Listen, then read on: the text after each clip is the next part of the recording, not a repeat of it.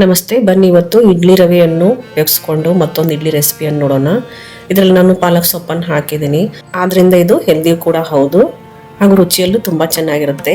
ಇದರಲ್ಲಿ ನಾನು ಇಡ್ಲಿ ರವೆಯನ್ನು ಉಪಯೋಗಿಸೋದ್ರಿಂದ ಇದನ್ನ 1 ಅಥವಾ 2 ಗಂಟೆವರೆಗೂ ಆದ್ರೂ ನೆನೆಯಲು ಬಿಡಬೇಕು.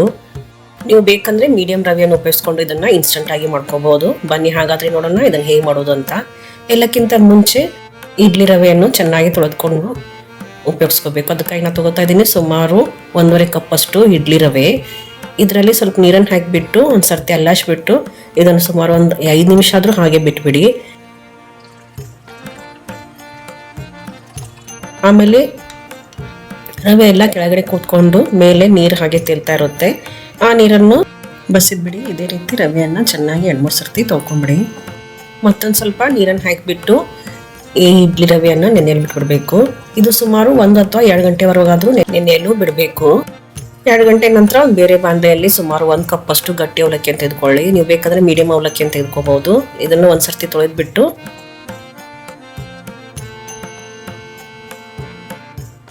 ಇದರಲ್ಲಿ ಸುಮಾರು 1/2 ಕಪ್ ಅಷ್ಟು ಮೊಸರನ್ನು ಹಾಕಿ ಇದನ್ನ ನುಣ್ಣಗೆ ಪೇಸ್ಟ್ ಮಾಡ್ಕೊಳ್ಳಿ.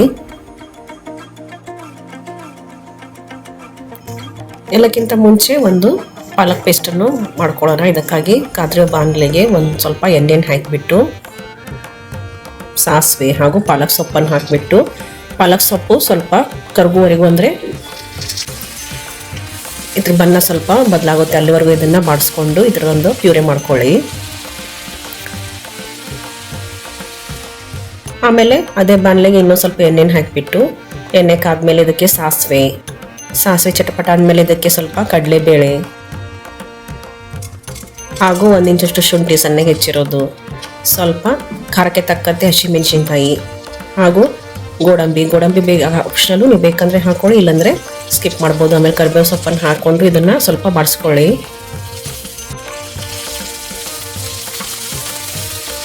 ನಂತರ ಇದಕ್ಕೆ ಸಣ್ಣಗೆ ಹೆಚ್ಚಿರೋ ಪಾಲಕ್ ಸೊಪ್ಪನ್ನು ಹಾಕ್ಕೊಳ್ಳಿ. ಇದನ್ನು ಒಂದು ಸುಮಾರು 1 ನಿಮಿಷವರೆಗೂ ಬಾಡಿಸ್ಕೊಂಡು ಇದನ್ನು ಪೂರ್ತಿಯಾಗಿ ಆರಕ್ಕೆ ಬಿಟ್ಬಿಡಿ. ನಮ್ದೀಗ ಇಡ್ಲಿ ರವೆ ಚೆನ್ನಾಗಿ ನೆಂದಾಗಿದೆ. ಇದರಲ್ಲಿರುವ ನೀರನ್ನೆಲ್ಲ ಹಿಂಡ್ಕೊಂಡ್ಬಿಟ್ಟು ಇದನ್ನ ಬೇರೆ ಪಾತ್ರೆಗೆ ಹಾಕೊಂಡ್ಬಿಡಿ.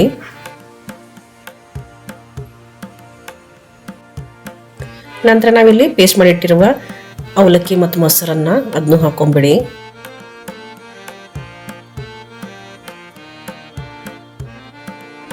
ನಂತರ ಇದಕ್ಕೆ ಪಾಲಕ್ ಪೇಸ್ಟನ್ನು ಹಾಕೊಳ್ಳಿ. ಜೊತೆಗೆ ನಾವಿಲ್ಲಿ ಮಸಾಲೆ ರೆಡಿ ಮಾಡ್ಕೊಂಡಿದ್ದೀವಲ್ವಾ, ಅದೇ ಪಾಲಕ್ ಮಸಾಲೆ ಅದನ್ನು ಹಾಕೊಳ್ಳಿ.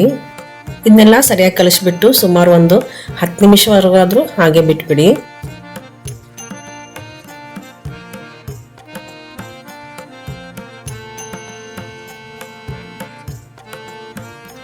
ನಿಮಿಷ ನಂತರ ನೀವು ನೋಡಿ ಇದ್ರ ಕನ್ಸಿಸ್ಟೆನ್ಸಿ ಹೇಗಿದೆ ಅಂತ. ಇದು ನಿಮಗೆ ಸ್ವಲ್ಪ ಗಟ್ಟಿ ಅನಿಸಿದ್ರೆ ಸ್ವಲ್ಪ ನೀರನ್ನು ಹಾಕೊಂಡು ಕನ್ಸಿಸ್ಟೆನ್ಸಿ ಅಡ್ಜಸ್ಟ್ ಮಾಡ್ಕೊಳ್ಳಿ. ಇದ್ರ ಜೊತೆಗೆ ಸ್ವಲ್ಪ ಉಪ್ಪು ಹಾಗೂ ಒಂದು ಅರ್ಧ ಟೀ ಸ್ಪೂನ್ ಅಷ್ಟು ಅಡುಗೆ ಸೋಡಾನ ಹಾಕಿಬಿಟ್ಟು ಇದನ್ನ ಸರಿಯಾಗಿ ಕಲಿಸ್ಕೊಂಡ್ಬಿಡಿ.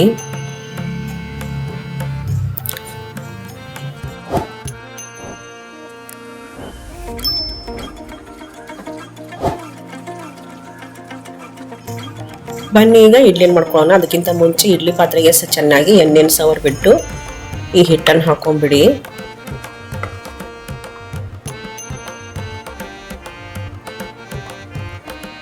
ಆಮೇಲೆ ಇದನ್ನು ನಾವು ಮಾಮೂಲಿ ಇಡ್ಲಿ ಹೇಗೆ ಬೇಯಿಸ್ಕೊತೀವೋ ಅದೇ ರೀತಿ ಒಂದು 20 ನಿಮಿಷವರೆಗೂ ಇಡ್ಲಿ ಪಾತ್ರೆಯಲ್ಲಿ ಇಟ್ಬಿಟ್ಟು ಇದನ್ನು ಬೇಯಿಸ್ಕೊಳ್ಳಿ. ನೋಡಿ, ತಯಾರಾಯಿತು ನಮ್ಮದು ಹೆಲ್ದಿಯಾಗಿರುವ ಹಾಗೂ ಇನ್ಸ್ಟೆಂಟಾಗಿ ಮಾಡಿಕೊಳ್ಳುವ ಪಾಲಕ್ ಇಡ್ಲಿ. ಇದನ್ನು ನೀವು ಕೊಬ್ಬರಿ ಚಟ್ನಿಯೊಂದಿಗೆ ಅಥವಾ ಸಾಗುವೊಂದಿಗೂ ಸರ್ವ್ ಮಾಡ್ಬೋದು. ತುಂಬ ಚೆನ್ನಾಗಿರುತ್ತೆ. ಈ ರೆಸಿಪಿಯನ್ನು ಟ್ರೈ ಮಾಡಿ ಹಾಗೂ ನನ್ನ ಚಾನಲನ್ನು ಸಬ್ಸ್ಕ್ರೈಬ್ ಮಾಡೋದನ್ನು ಮರಿಬೇಡಿ. ಧನ್ಯವಾದಗಳು.